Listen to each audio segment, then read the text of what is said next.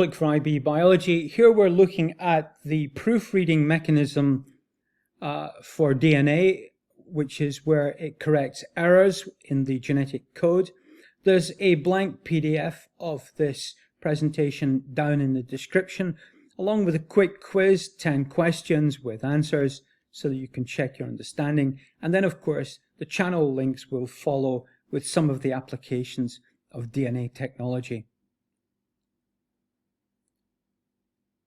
This diagram shows the continuous synthesis on the leading strand and the discontinuous synthesis on the lagging strand, and the position of the polymerase enzymes here and here, as previously described.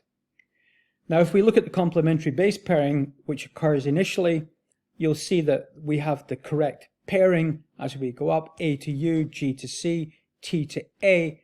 But here we have C to T, and T is completely the wrong base. Now notice also that the error has been made immediately behind the Polymerase III enzyme.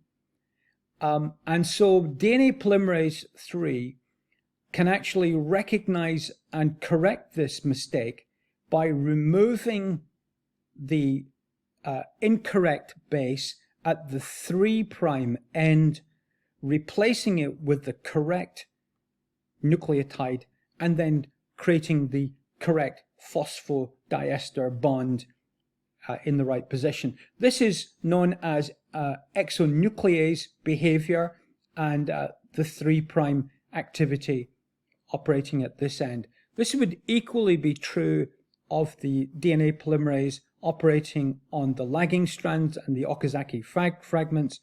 If a base is put in place by error, it can then be corrected immediately behind the Polymerase III enzyme. There are other DNA mechanisms for correcting errors, but this illustrates how it is that DNA can have very few errors and what we call high accuracy or high fidelity of the actual copying mechanism, because it has error correcting mechanisms present.